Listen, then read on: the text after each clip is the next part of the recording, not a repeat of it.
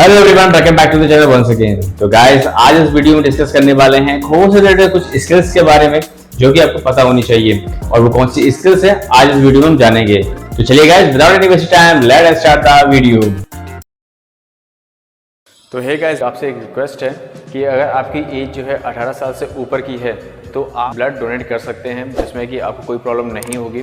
तो हमारे जितने भी स्पोर्ट्स पर्सन प्लेयर हैं उनसे एक रिक्वेस्ट है कि आप ज़रूर से ज़रूर अपने आसपास के ब्लड बैंक्स, कैंप और हॉस्पिटल्स में जाकर आप ब्लड डोनेट कर सकते हैं, क्योंकि इससे किसी की एक लाइफ जो है बच सकती है।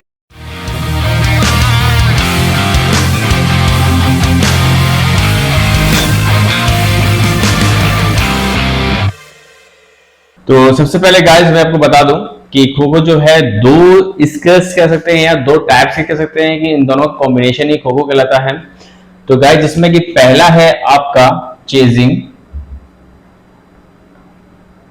और दूसरा है आपका रनिंग। रनिंग को हम डिफेंस के नाम से भी जानते हैं और चेजिंग को हम ऑफेंस के तौर पे भी जानते हैं। देखिए, चेजिंग में क्या होता है, चेजिंग में आपको किसी को चेज करके पकड़ना होता है और रनिंग में आपको जो चेज कर रहे जो अदर स्टूडेंट्स होते हैं उनसे बचना होता है। तो इन दोनों के कॉम्बिनेशन से ही आपका जो खो खो का गेम होता है वो कंप्लीट होता है। तो अब क्या होता है कि ये गेम जो है बहुत फास्ट एक तो गेम होता है, तो इसको सीखने के लिए इन दोनों के अंदर जो स्किल्स होती हैं वो आपको अच्छी तरह से आनी चाहिए। दूसरी चीज, जब आप ये गेम को खेल रहे होते हैं तो एक तो इसमें स्पीड चाहिए होती है, दूसरा इसको गेम को टेक्निकल तौर पर और अच्छे से गेम खेल सकते हैं। तो टेक्निकल गेम हमें खेलने के लिए हमें स्किल्स की जरूरत पड़ती है। वो कौन सी स्किल्स होती हैं, कैसे हम उसको खेल सकते हैं, क्या हमें प्रिकॉशंस लेनी, क्या हमें सावधानी लेनी है, तो ये सारी चीजें आज जो हम कवर करेंगे। तो सबसे पहले हम गाइस स्टार्ट करते हैं अपने चेजिंग को। तो जैसा कि हमें नाम से ही पता है चेजिंग के अंदर क्या होता है, तो सबसे पहले देखिए हमारा जो पहला पॉइंट है वो है आपका गिव खो।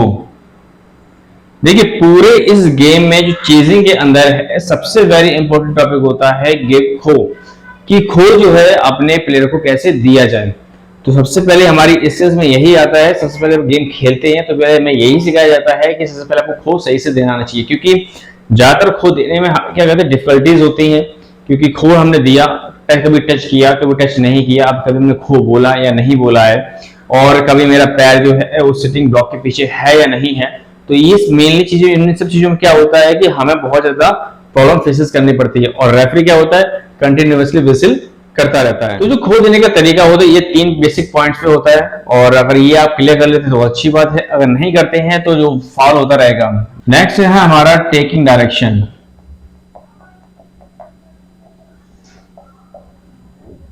थर्ड है हमारा, तो सबसे पहले भी गाइस एक काम कर लेते हैं, फटाफट जो इससे रिलेटेड जो स्किल्स होती हैं उनको फटाफट नोट कर लेते हैं, दोनों ही स्किल्स को, देन उसके बाद हम आपको एक्सप्लेन करते हैं।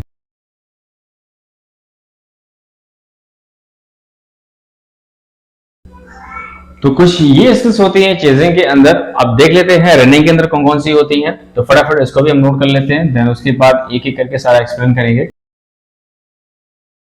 तो गाइस, ये सारी चीजें जो है हमारे दो जो है मेन स्किल्स, एक चेजिंग है, चेजिंग एक रनिंग है। चेजिंग को हम ऑफेंस भी बोल सकते हैं और रनिंग को हम डिफेंस के तौर पे भी जानते हैं। तो ये दोनों के कॉम्बिनेशन से हमारा खो खो का जो गेम है कंप्लीट होता है। अब फटाफट एक करके हम ये सारे के सारे जो स्किल्स होती हैं इस फटाफट इनको हम जान लेते हैं। और खो खो का जो ग्राउंड का मेजरमेंट वगैरह है, इससे जो टाइमिंग की जो डिटेल है, मैंने अलग वीडियो बना रखा है, इसका जो लिंक है मैं आई कार्ड में दे दूंगा, तो आप जाके वहां से चेक कर सकते हैं। तो फटाफट हम चेजिंग की जो स्किल्स है, पहली स्किल्स है खो खो के बारे में, हम वो गिविंग खो के बारे में बता देते हैं। देखिए, गिविंग खो क्या होता है कि हमें किसी को छूने के लिए जो एक्टिव चीज है वो दौड़ता है, रनिंग करता है, रनिंग करने के बाद जो है रनर जो है एक साइड से दूसरी साइड में मूव कर जाता है। तो अब करना क्या होता है, क्योंकि अगर हम एक ही डायरेक्शन में अगर दौड़ रहे हैं, सपोज करिए हमारा जो खो खो का जो ग्राउंड है, आप चलिए यहाँ बना लेते हैं इसको फटाफट।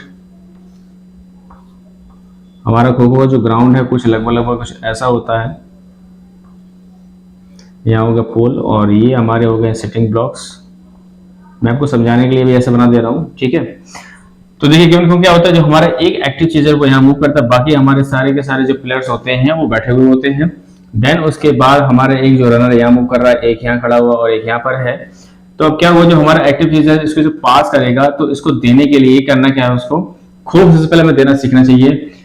जब ये फेज जो है इस डायरेक्शन करके बैठा हुआ है, तो करना क्या है, उसको जो एक्टिव चेजर है जो दौड़ता वो आ रहा है, सबसे पहले जिसको पास करना है खो, जिसको खो देना है, सबसे पहले उसको खो बोलना है, उसकी पीठ को टच करना है। देन उसके बाद जो है अब उसका पैर जो है ये जो सिटिंग ब्लॉक बना हुआ है उसके पीछे रहना चाहिए।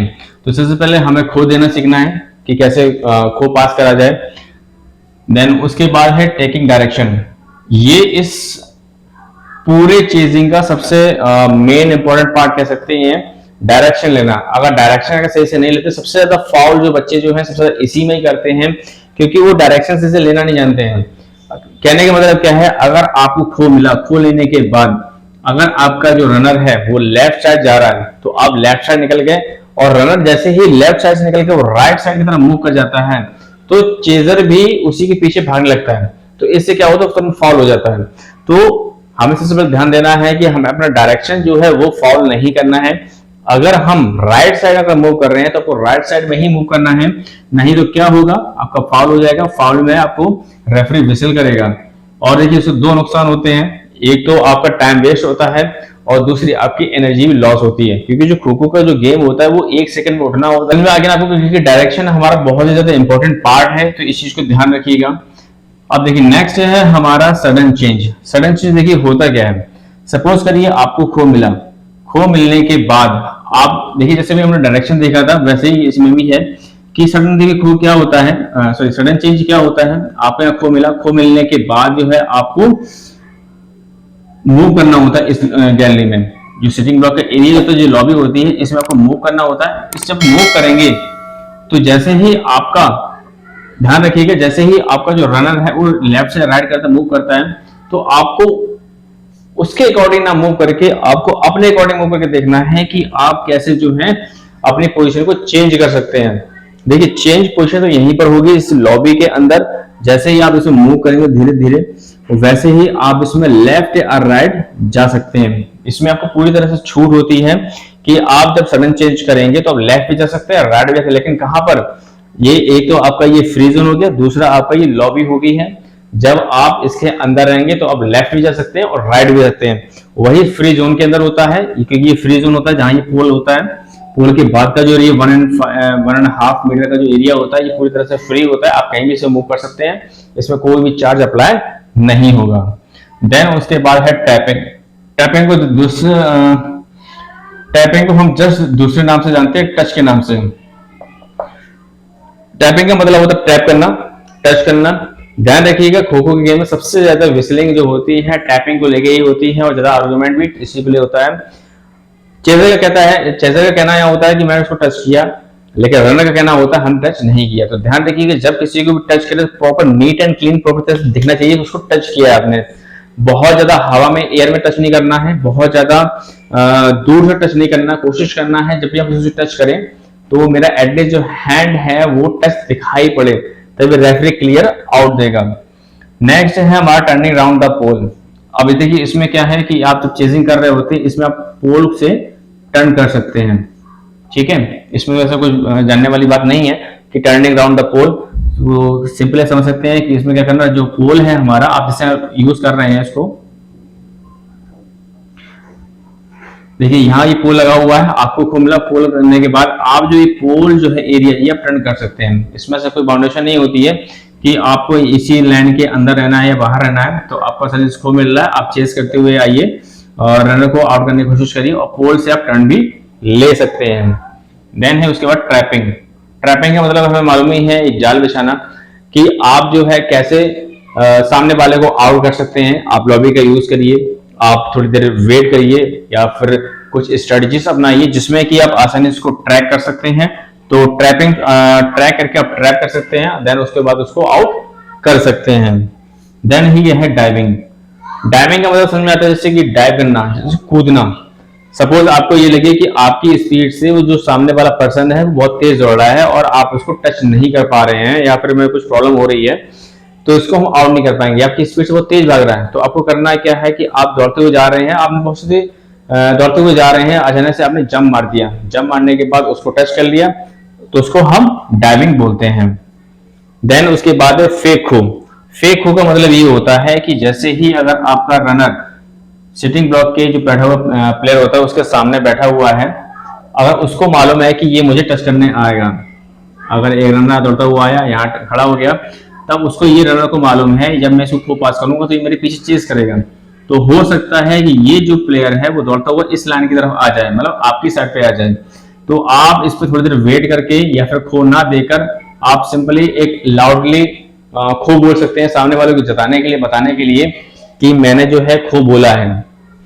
तो इसमें आप खो बोला है, लेकिन आपके दोनों के जो सिटिंग प्लेयर है उसके अंदर इतनी अच्छी स्ट्रेटजी बनी हुई है कि आपस में डिसाइड कर ले कि हमें कैसे खो पास करना है, कब पास करना है और कौन कौन से इशारे होते हैं। सबसे मेन इंपॉर्टेंट यही है कि कौन कौन से ऐसे इशारे होते हैं कि जब हम उसको खो पास करेंगे तो वो आगे जाके पास करेगा। तो उसी में हम क्या करेंगे, फेक हो देंगे। फेक बेसिकली क्या होता है कि फेक एक सामने वाले को डराने के लिए होता है कि वो उसको खो पास कर देगा, देन उसके बाद आपको टच करने की कोशिश करेगा, बट ऐसा नहीं होता है।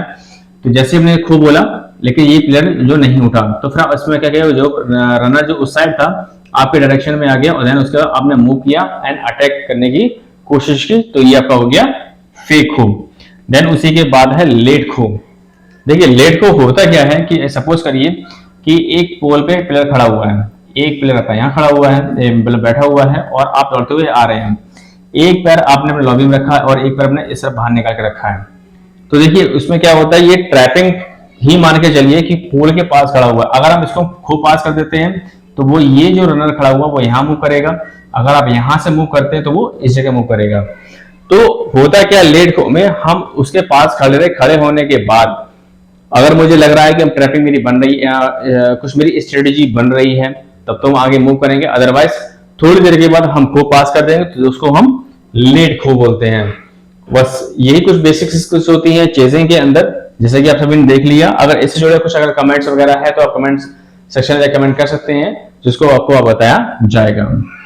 चलिए फटाफट हम चल देते हैं डिफेंस के बारे में। डिफेंस यानी रनिंग के बारे में। रनिंग में होता क्या है, पोजीशनिंग ऑन द कोर्ट। देखिए सिंपली इसमें होता क्या है, इस पूरे कोर्ट में रनर जो जहां जहां खड़ा होता है वो मतलब अपने अपने स्ट्रेटजी के हिसाब से वो हो गया आपका, वो होगा क्या, पोजीशन ऑन द कोर्ट।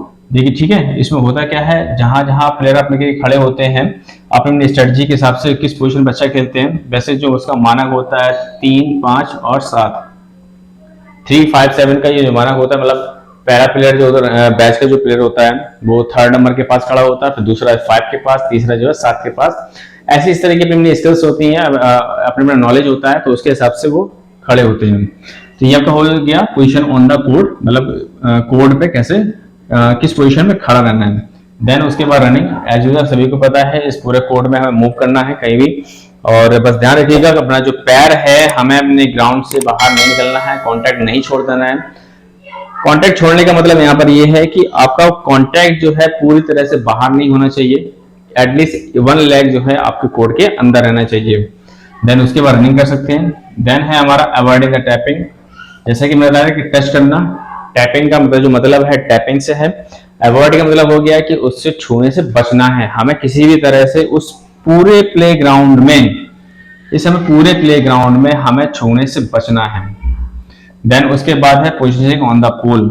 देखिए ये पोल लगा हुआ है, इस पोजीशन आप देखिए रनर जो है कहीं भी मूव कर सकता है, और बस आपको प्लेग्राउंड का एरिया बाहर नहीं लिखना है।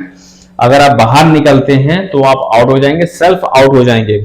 तो पोजीशन ऑन द पोल का मतलब हो गया आप जो है इस पोल पे खड़े रह सकते हैं। आपको मतलब स्ट्रेटजीज हैं आपकी कि आप पोल के पास खड़े होते हैं, आप आउटसाइड में खड़े होते हैं या फिर लॉबी के इधर उधर खड़े होते हैं, वो आपके ऊपर डिपेंड करता है। देन इसके बाद है डोजिंग। देखिए डोजिंग में होता क्या है कि डोजिंग मतलब होता है डोज देना, मतलब कि चकमा देना। सपोज करिए कि अगर आप दौड़ते हुए जा रहे हैं, आपको जिगजैग रनिंग आती है, ठीक है, आप ऐसे दौड़ रहे हैं, ठीक है, दौड़ने के बाद आपने जिगजैग पॉइंट जो है ट्राई किया, ठीक है, देन उसके बाद स्ट्रेट भाग गए। आप देखिए आपके पीछे क्या होता है, आपके पीछे जो है चेजर दौड़ रहा है, चेजर दौड़ने के बाद अगर आपको इस पोजीशन दौड़ा है, तो अगर लेफ्ट गया राइट गया, ठीक है, तो आप वापस आ जाते हो उसमें।